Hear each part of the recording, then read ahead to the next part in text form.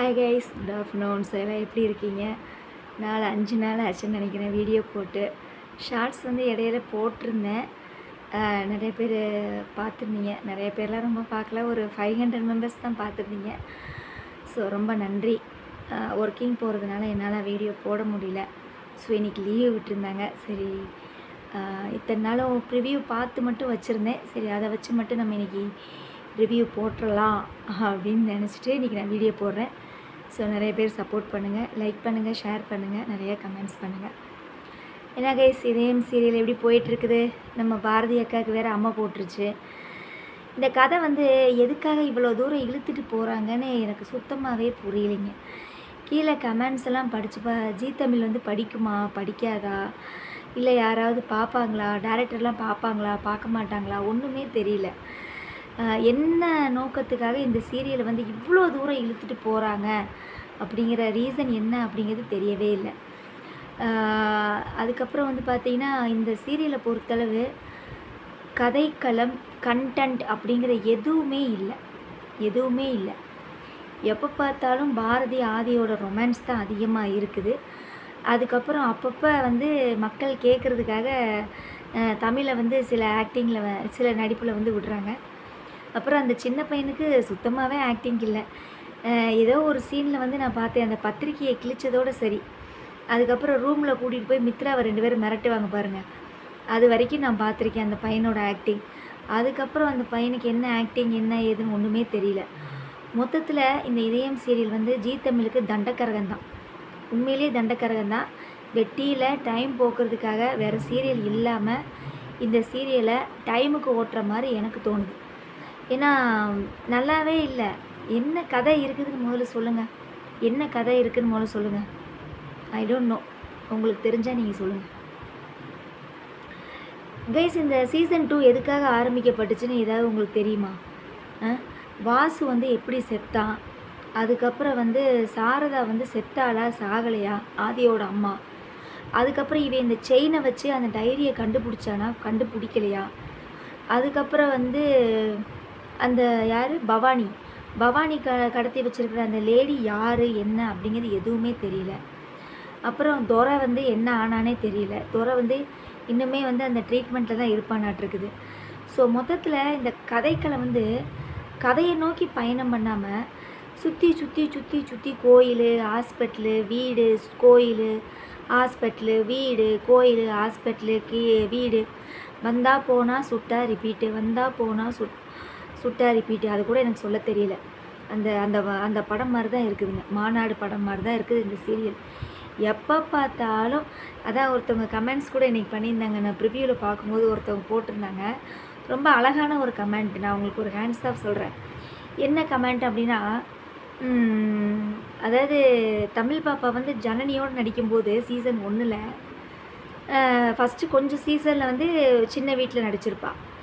அதுக்கப்புறம் ஆதியை கல்யாணம் பண்ணி பெரிய பங்களா வீட்டில் மோஸ்ட் ப்ராபப்ளி வந்து பார்த்திங்கன்னா ஜனனியோடு இருக்கிற சீன்ஸ் எல்லாமே ஆஃபீஸு, வீடு, இந்த மாதிரி ஒரு கதை களத்திலே தான் போகும். அந்த பொண்ணு வந்து பார்த்திங்கன்னா நல்லா பங்களா வீட்லேயும் ஆஃபீஸு, அதுக்கப்புறம் ஸ்கூலுக்கு போகிறது, இந்த மாதிரி நல்ல ஒரு இதில் நடிச்சிட்டு இருந்துச்சு.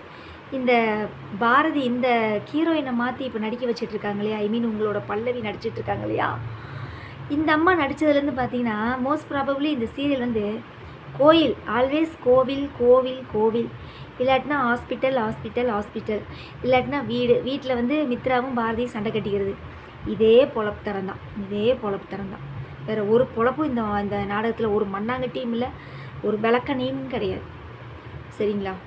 விளக்கெண்ணெய் கூட பருப்புக்கு இதெல்லாம் ஊற்றி நம்ம சமைப்போம். இந்த சீரியலில் விளக்கெண்ணையில் கூட கம்பேர் பண்ண முடியாதாட்டிருக்கு. அந்தளவுக்கு கேவலமாக இருக்குது, ரொம்ப கேவலமாக இருக்குது. எதுக்காக இந்த மாதிரி சீன்ஸ்லாம் கைஸ் எனக்கு ஒன்றுமே புரியல. இவளுக்கு இவன் புருஷன் தான் அப்படிங்கிறது தெரியும், அவனுக்கு இவர் தான் பொண்டாட்டிங்கிறது தெரியும். ரெண்டும் வாயில் கொலக்கட்டியை வச்சுட்டு உண்மையை சொல்ல போகிறதே கிடையாது. இதில் இந்த இடையில மித்ரா வேறு முந்திரி கொட்டத்தனமாக இல்லாத பல வேலையெல்லாம் செய்கிறாப்புல. வரேன் ஒன் பை ஒன்னாக வர்றேன். என்ன நடக்குது, நான் எதுலேருந்து நான் ரிவ்யூ போடல தெரியுமா? ஓவராலாக நான் சொல்லிடுறேன். அதாவது தமிழ் வந்து இந்த ஓட்டப்பந்தயத்தில் வந்து நல்லா ஓடிக்கிட்டு இருப்பாள் இல்லையா, ஸோ அதை கெடுக்கிற விதமாக அந்த பொண்ணை கொண்டு வந்து ரூமில் பிடிச்சி தள்ளி விட்றது. அதுக்கு கீழே கமெண்ட்ஸ் நிறைய பேர் சொல்லியிருந்தாங்க, பெண் குழந்தைங்களை வந்து இந்த மாதிரி டார்ச்சர் பண்ணி எடுக்கிற சீன்ஸ்லாம் அவாய்ட் பண்ணுங்கள் அப்படின்னு சொல்லியிருந்தாங்க. அதுக்கும் நான் ஹேண்ட்ஸ் ஆஃப் சொல்கிறேன். ஏன்னா உண்மைதான் கைஸ்.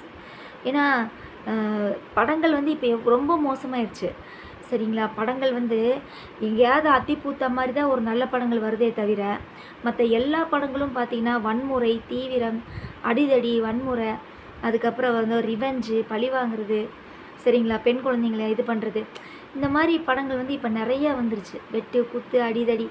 அதனால் ஃபேமிலியாக போய் படம் பார்க்குற இன்ட்ரெஸ்ட்டே எனக்குலாம் சுத்தமாக இல்லைங்க.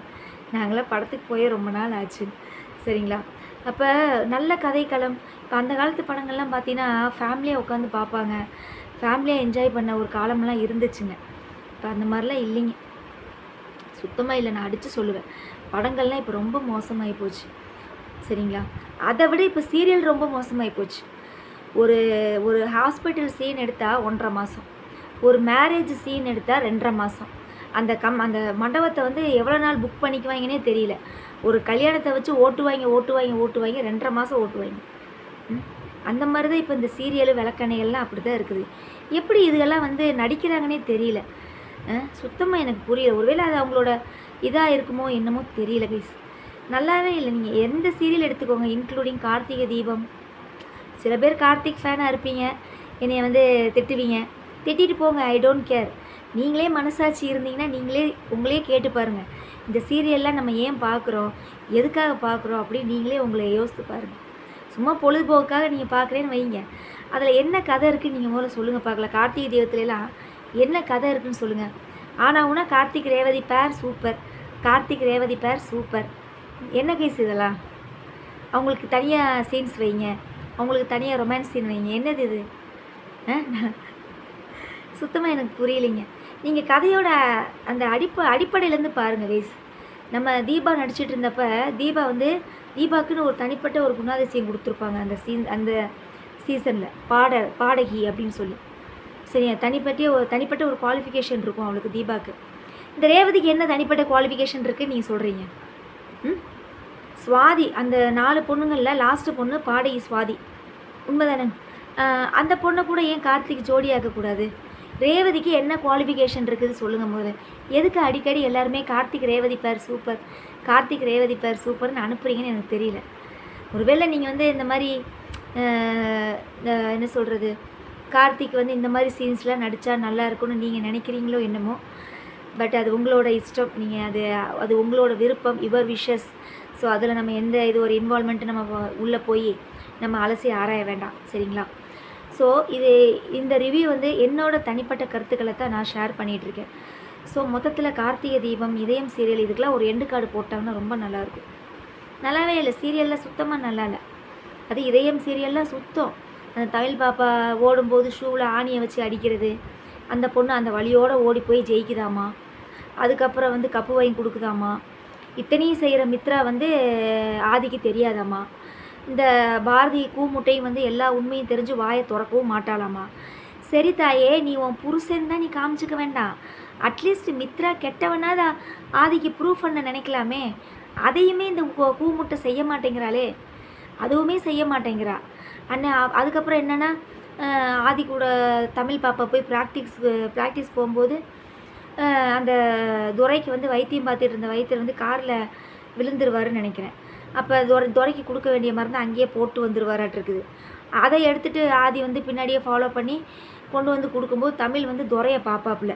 ஆனால் அது துரையா என்னன்னு தமிழுக்கே டவுட் ஆகி போச்சு. அதுக்கப்புறம் என்ன நடக்குது, அந்த சீனில் எனக்கு என்ன ஆச்சுன்னு தெரியல கைஸ். அது என்னன்னா, அந்த இன்விடேஷனை கிழிப்பாங்க இல்லையா 2 பேரும்.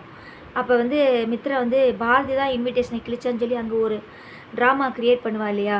அப்போ வந்து பாரதி வந்து அப்படியே சும்மா என்னமோ இந்த இடத்துல நம்ம உண்மையை சொல்லிடுவோம் அப்படின்னு நினைக்கிற மாதிரி நம்மளுக்கு ஒரு சீனை காமிச்சாங்க இல்லையா. அது வந்து டம்மியாக தான் போயிருக்கும்னு நான் நினைக்கிறேன். கரெக்டுங்களா? கரெக்டுன்னு எனக்கு கமெண்ட்ஸில் சொல்லுங்கள். எப்படி அந்த இடத்துல அந்த கூமுட்டை உண்மையை சொல்லியிருக்காதுன்னு எனக்கு தெரியும். உண்மை தானே கைஸ்? அவன் உண்மையை சொல்லலை தானே. ஏதோ மித்ரா ஆதிக்கு பொருத்தமானவ இல்லை அப்படின்றதுக்கு என்கிட்ட ஆதாரம் இருக்குது அப்படின்னு சொல்லி அவள் சொல்கிறாப்புல.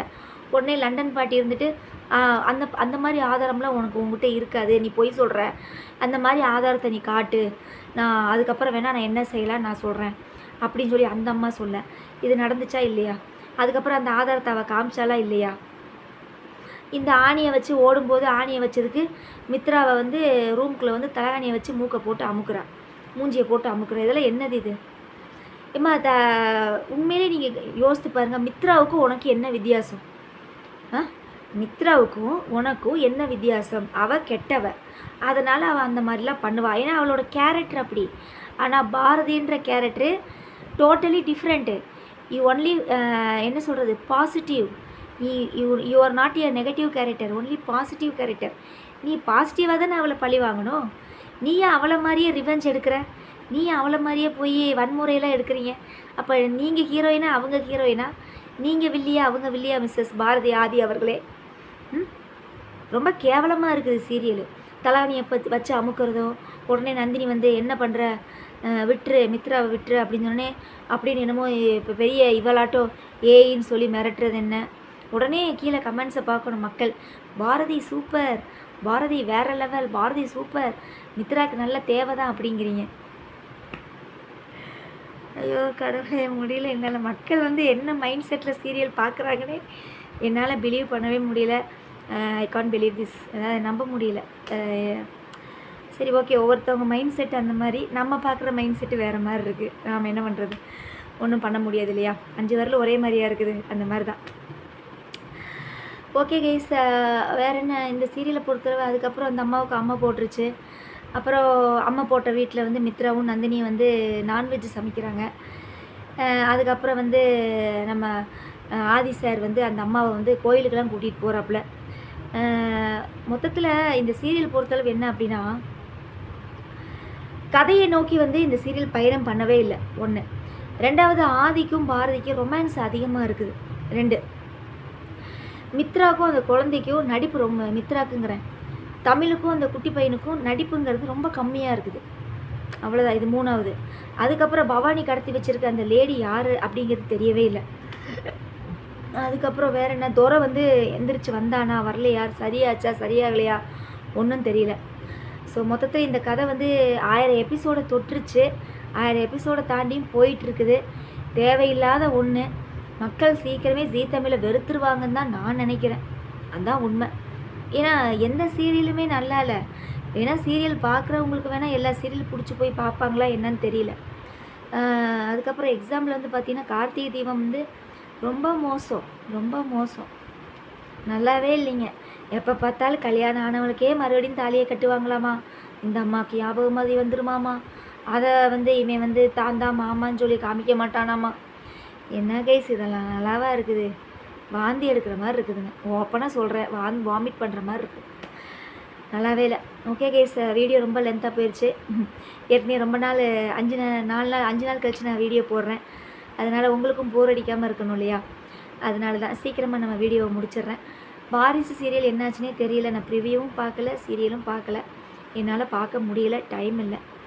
அதுக்கப்புறம் வேறு என்ன, மற்ற சீரியலு என்ன, சந்தியா ரகம் ஏதோ ஒன்று போயிட்டுருக்குது. அதுக்கப்புறம் வந்து பாரிஜாதம் அதே மாதிரி தான். வேறு என்ன சீரியல், கெட்டி மேளம் அதே மாதிரி தான். துளசியை போய் போட்டு அடிக்கிறாங்க ஜனங்கள். இதெல்லாம் நல்லாவா இருக்குது? நல்லாவே இல்லை. அவன் துளசியோட புருஷனை பிடிச்சிட்டு போயிடுறாங்க, நல்லாவே இல்லை. எல்லா சீரியலுமே வாந்தி எடுக்கிற மாதிரி இருக்குது. ஓகே கைஸ், பாய். இனி எடுத்து எப்போ நான் வீடியோ போடுறேன்னு தெரியல, எனக்கு டைம் இருக்கேன், நான் கண்டிப்பாக வீடியோ போடுறேன். ஆனால் ப்ரிவியூ வச்சு மட்டும்தான் நான் வீடியோ போட முடியும். என்னால் சீரியல் பார்த்துட்டு ரிவ்யூ பண்ண முடியாது. ஏதாவது தவறுதலாக சொல்லியிருந்தேன்னா மன்னிச்சிக்கோங்க. கண்டிப்பாக உங்களோட நிறை குறைகளை கண்டிப்பாக கமெண்ட்ஸ் பண்ணுங்கள். நான் இடையில டைம் கிடைக்கும்போது ஒவ்வொரு ஷார்ட்ஸ் மட்டும் போடுறேன், அதுக்கும் சப்போர்ட் பண்ணுங்கள். Okay, bye guys. நம்ம அடுத்த வீடியோவில் பார்ப்போம். Okay, by.